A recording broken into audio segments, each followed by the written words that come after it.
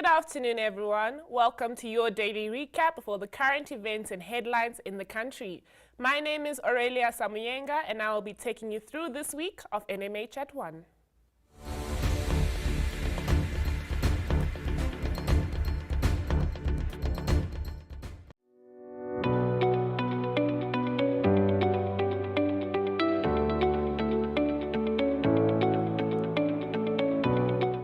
Let us first have a look at the incoming news for this morning. A person who stayed in Namibia tested positive for COVID-19.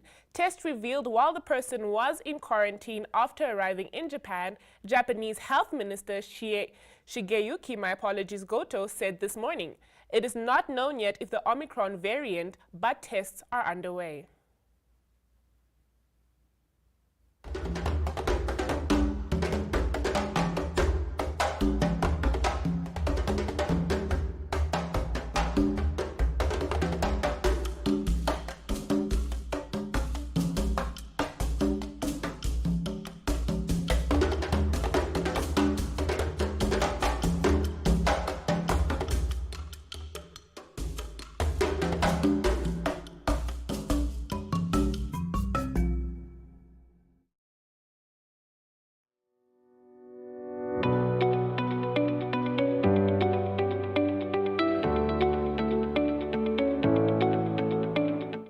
Up next is our summary of COVID-19 data for Namibia as it stood on Friday. In spite of international reactions to the identification of a new variant named Omicron, cases in Namibia only showed a very slight increase during the past 7-day cycle. Another 9,570 samples were tested over this period, with 89 positive results, translating to a positivity rate of 0.9%, or less than 1 in 100. Measured over 7 days, the daily average of new cases increased from 6 to 13, mainly driven by the Khomas region. Because of new cases, the overall recovery rate slowed with only 1 decimal to 97.1%. Active cases increased from 60 to 112, while 4 deaths were reported since the previous Saturday. Another 10,000 first doses of vaccines were administered during the past 7-day cycle, and those fully vaccinated increased with 12,200 individuals.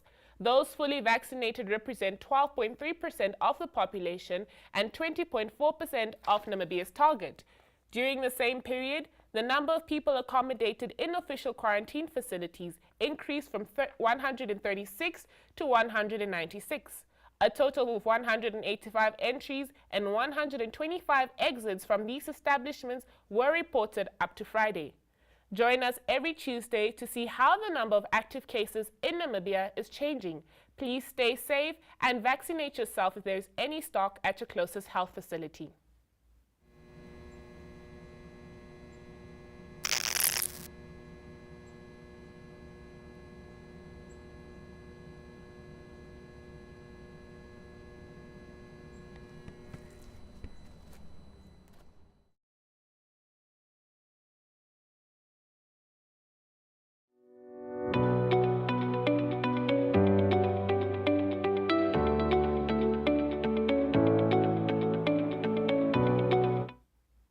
As per usual, we bring you a number of video news clips from across the country. The late All People's Party President Ignatius Shikhamweni was laid to rest at the Sarusungu Cemetery in Rundu on Saturday. Hundreds of mourners from all walks of life, including President Hage Geingob, attended the burial. Shikhamweni has been described as a selfless leader who had the interests of the Namibian people at heart. Kenya Kambowe was there.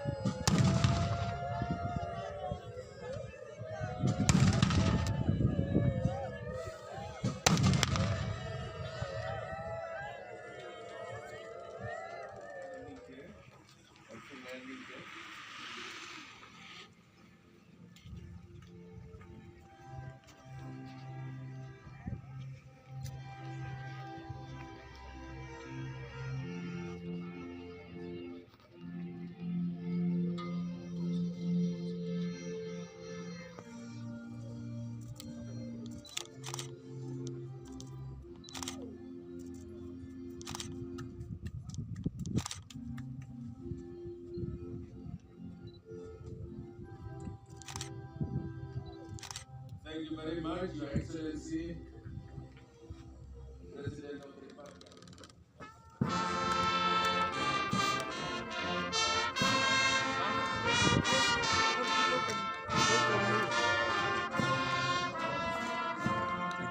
Itu kalau itu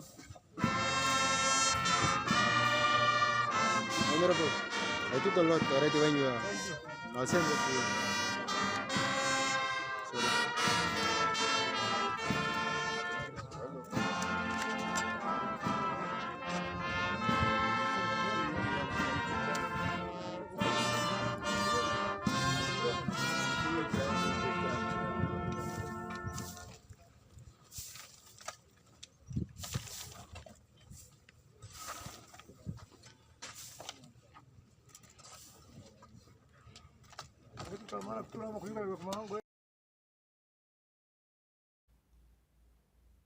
Karas Region Governor Aletta Fredericks joined representatives from the Ministry of Fisheries and Marine Resources during the launch of the Neckartal Dam Fisheries Research Project. The project starts in December and will run for 3 months before they can establish a complete date. Elizabeth Joseph attended the event.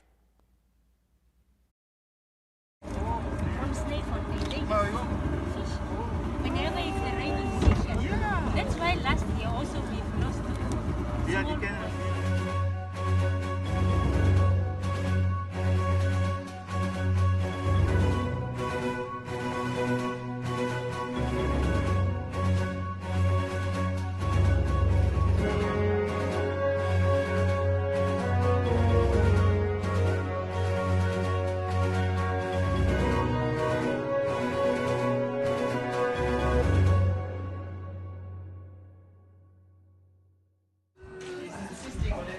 I actually wanted NPC to check some is on top of the boat in there. This is our dream, the Kara's dream. What here?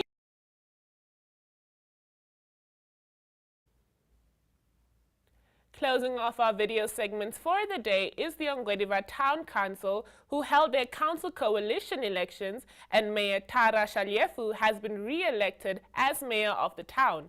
This is a snippet of his acceptance speech. Tunohole Mungamba was there.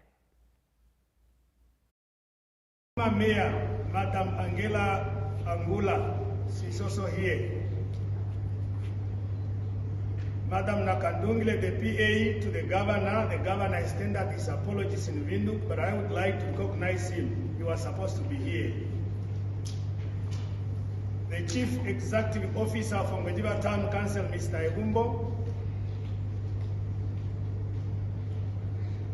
the entire leadership of SWAPO Party, and the entire leadership of Independent Patriotic for Change, IPC, present here today, community members of Ongwediva Town, esteemed invited guests, members of the media, ladies and gentlemen, a very good afternoon to you all. Thank you very much. I am greatly honored to be re-elected as the mayor of Ongwediva Town. The responsibility I have accepted with no reservation. It is an opportunity for me once again to serve the community with vigor.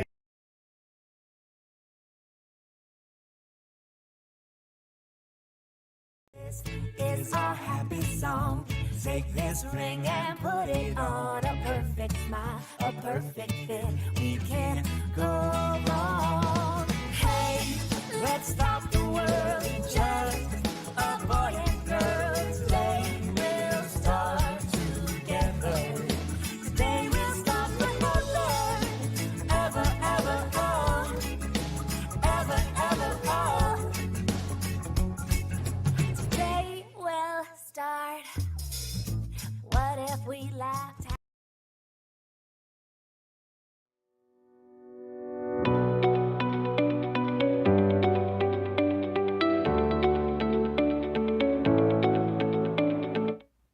Let's have a look at the stories making headlines in our national papers for today. We start off with Namibian Sun, which reports that the state is appealing a magistrate's decision last week to keep a teacher convicted of raping and fathering a child with his 13-year-old student out of jail. The Republican reports that the Namibian government is monitoring the situation regarding the Omicron variant and will take the necessary steps to manage its impact. This was the message of Health Minister Dr. Kalumbi Shangula after doors in and from Europe and America to the United Arab Emirates, UAE, slammed shut for Namibia this past weekend. In the Algemeine Zeitung, it is reported that Namibia has been on England's red list again since Friday and has also been classified as a virus variant area, a decision that has triggered criticism and despair, especially since the Omicron virus variant has not been confirmed in Namibia. The Namibian reports that almost 40 countries have closed their doors to southern African countries, including Namibia and its neighboring South Africa, amid widespread panic over the new COVID-19 variant called Omicron. The New Era reports that the reluctance by the Organization of Petroleum Exporting Countries to increase supply, coupled with the slight depreciation of the Namibian dollar, has placed the Mines and Energy Ministry at crossroads between healthy National Energy Fund finances and increased pressure on consumers.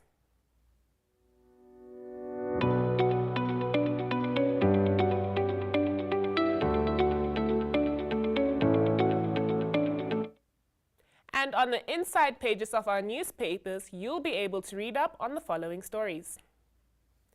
Market Watch reports that the controversial proposed investment legislation does not align to benchmark policy and will hamper Namibia's attractiveness further.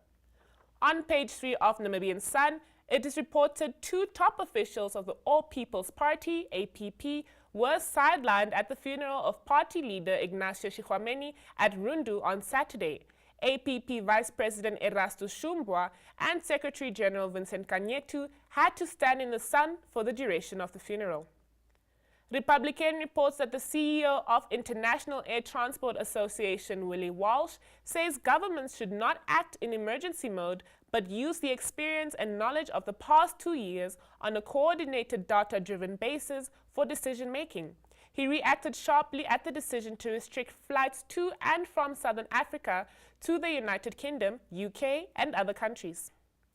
The Algemeine Zeitung reports that after a short existence and despite a 2-month corona lockdown in the middle of the year, the chairperson of the Forum of German-Speaking Namibians, Harald Hesch, was able to present a comprehensive report on interviews, participation in panel discussions, meetings and job interviews, public statements and board meetings to the General Assembly last week.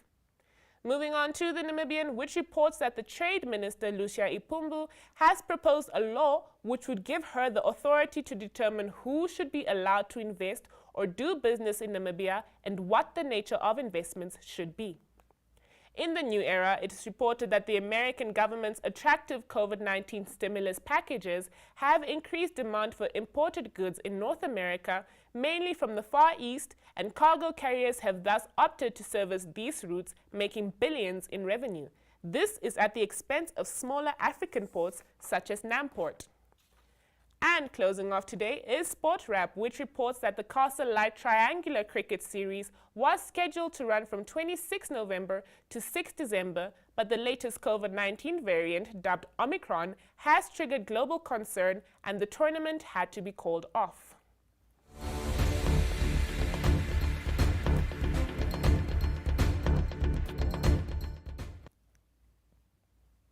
And with that, we have reached the end of today's edition of NMH at 1.